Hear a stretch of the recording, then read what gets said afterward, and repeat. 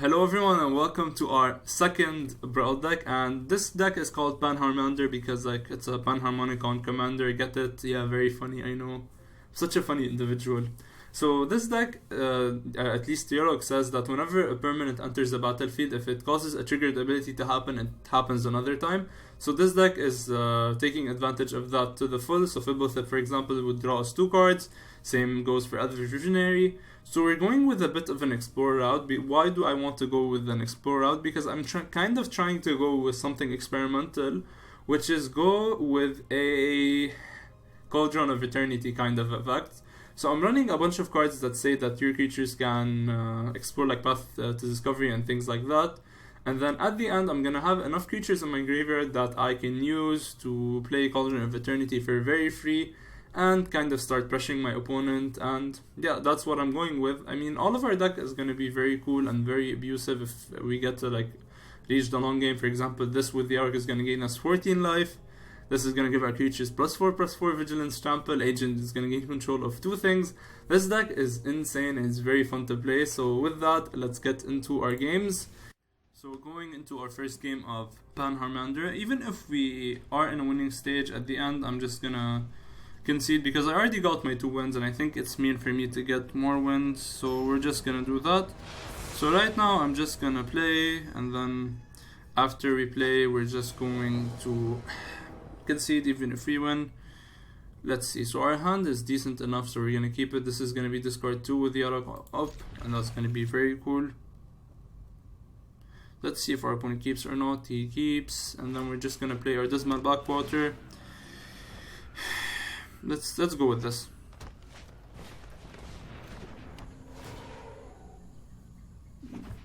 Let's see. So we're gonna drop our Jungle Hollow, or do we drop... Let's see. Alright,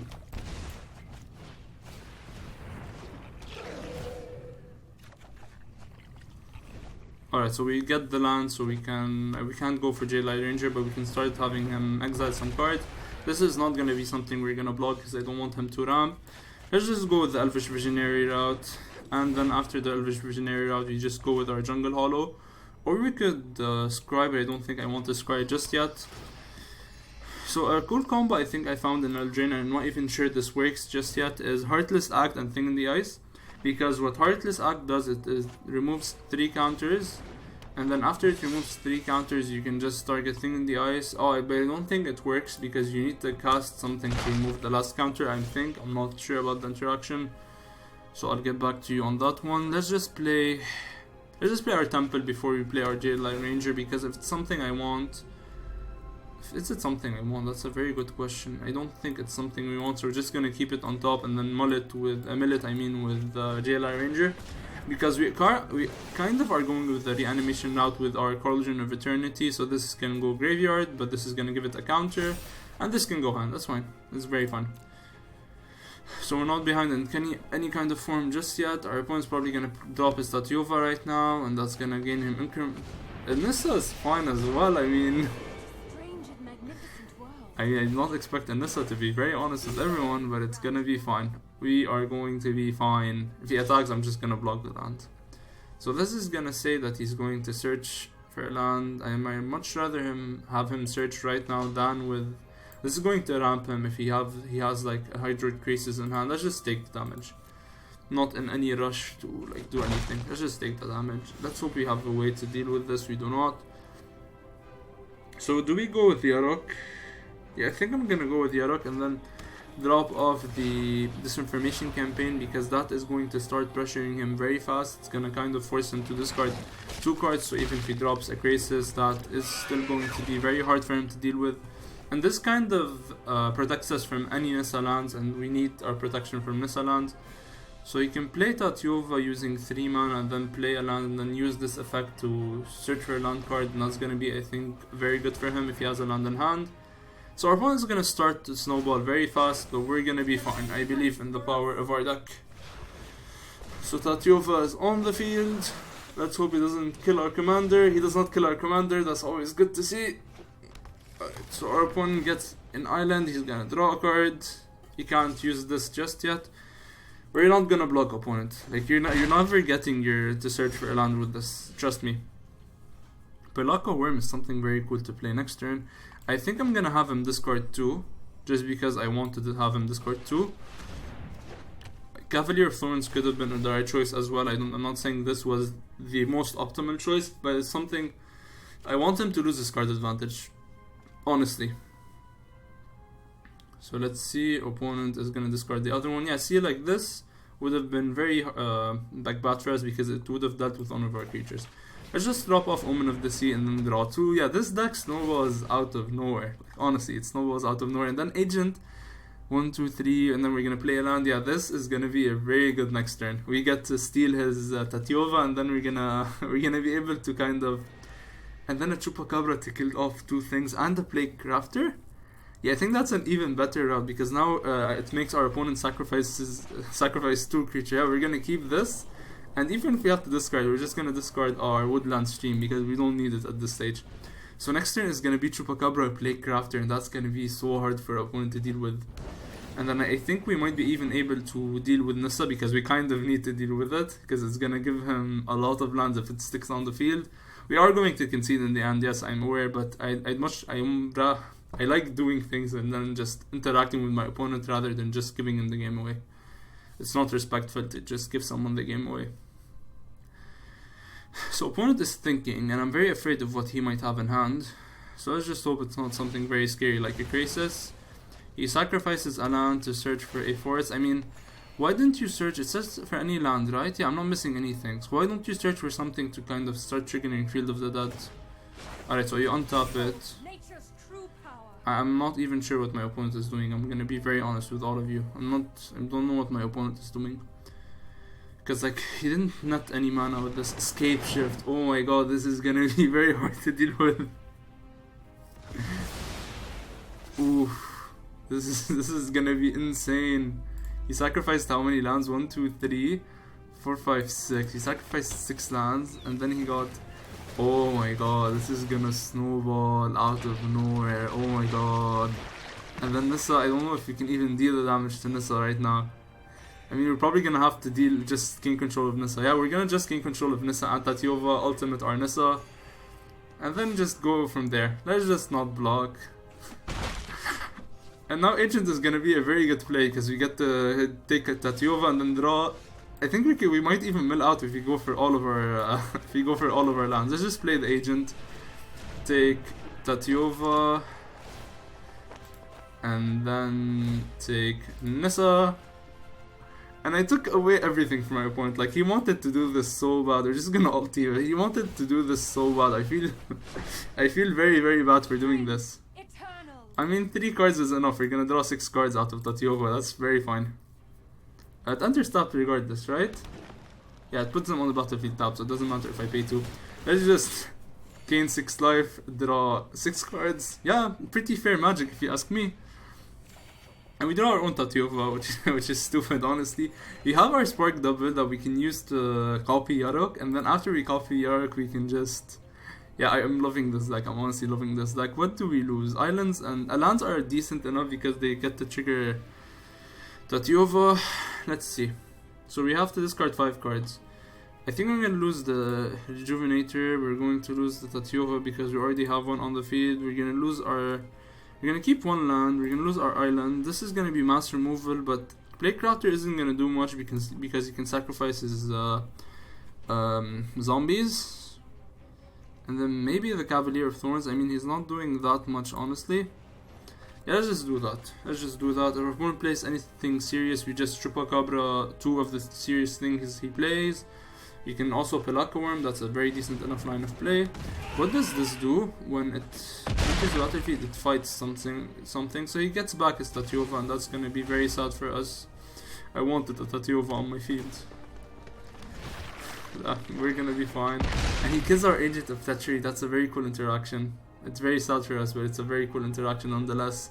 Because we could have copied it next turn with Spark Double. That's very sad. That's really, really sad. Let's just kill a zombie. Let's just double block another one. I mean, we kind of need to like start dealing with these.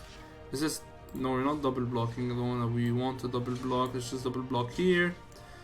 And then block here. And then we're gonna gain 3 lives, so we're gonna be fine in the long run. And now we get the Chupacabra. I hope he doesn't kill Yarok, I don't think he can. So we're gonna go with the Spark Double, copying Yarok, and then we're gonna drop Chupacabra. I think that's a good line of play. So we have 1, 2, 3, 4, 5, 6, 7, 8, 9, 10 lands. And now we have 11, so we could even go for Spark Double Pelaka Worm, and that's also a good line of play, but I want to deal with this Mammoth because it's gonna kill our Yarok next turn. So 1, 2, 3, 4, 5, 6, we're gonna copy Yarok, and then we're gonna drop off Chupacabra, and then probably we're gonna drop off the Great Henge. So Chupacabra enters, it's gonna get to kill 2 things, and I think I want to kill the Mammoth, and then I want to kill the Reclaimer, and then I want to kill the Raging Raptors. And I think we're gonna be fine. Trust me, we're gonna be fine. Did you really have Veil of Summer? That's not cool at all, opponent. Why did you need to have Veil of Summer in your hand? Yeah, I think that's gonna be enough. I mean, he's gonna get to kill both, like one of our Yaroks, because Yarok has Death Touch, but that's still a very hard thing to deal with. Yeah, this was not good for us. This was not good for us at all. I did not expect Veil of Summer. Tatiova is hitting the field. I mean, if he deals with this, he's losing his creature. So let's hope he deals with the... He needs to deal with the bigger Yarok, in my opinion, because like your thing is dying regardless. Yeah, obviously. That's very sad. That's very sad. I was very excited about having 2 Yaroks on the field, and then our opponent just takes all of our dreams away. Let's see. I think we're not in a bad like position. I honestly don't think we're in a bad position, but I'm very sad. This was a very cool combo I wanted to go for. But yeah, Veil of Summer is Veil of Summer. So let's just block like usual. This has Death Touch, is gonna get to kill this off, and then we're gonna trade here. Yeah, I think we're gonna be fine. I mean, he stopped out, so that's why I could have blocked this safely without even thinking about it too much. Now we can just drop this off again. We could have Scried, but I don't think I want to just yet. We can just drop this off, and then drop off the Great Henge, and then drop off after this, and I think that's good. Let's just gain our life. So this is going to enter. We're gonna get to gain 14 life. That's good in my opinion. Let's just drop off the Great Henge, and then now we're gonna get to draw 2 with the Great Henge, so we're gonna be fine in the long run. We could have dropped Biogenic Ooze, but I want to start getting some card advantage in. So Atris is gonna trigger twice. Our opponent is gonna think very hard about what to give us. Let's hope he gives us the Cauldron of Eternity, and then we're gonna be very good. Let's see. Let's do this. Let's do this. Arcane Signet is fine, but I don't think we want it. Let's just take these 2. Wild Growth Walker can grow out of hand pretty quickly, and it can gain us a bunch of life, so it's not about pickup, not at all. Risen Leaf would also be a very cool card to draw right now. Yeah, we're obviously gonna take the Branch Walker. If this Cauldron of Eternity, Dream Eater is not something we really need anyways. Alright, and then just that way we're back into like kind of the card advantage route. Let's just play Thornwood Falls because he knows about it. And next turn we can draw Path to Discovery, and then Wild Growth Walker, and then Merfolk Branch Walker. We're gonna get to thin out our deck very fast. Watery Grave is not something we need. I'd much rather keep Fabled Passage in case I draw into any kind of land synergy. Field of the Dead is getting annoying, but we're gonna be fine. Even if he like kills any of our Pelaka Worms or Atheris, we're just gonna get to draw a card, and that's fine.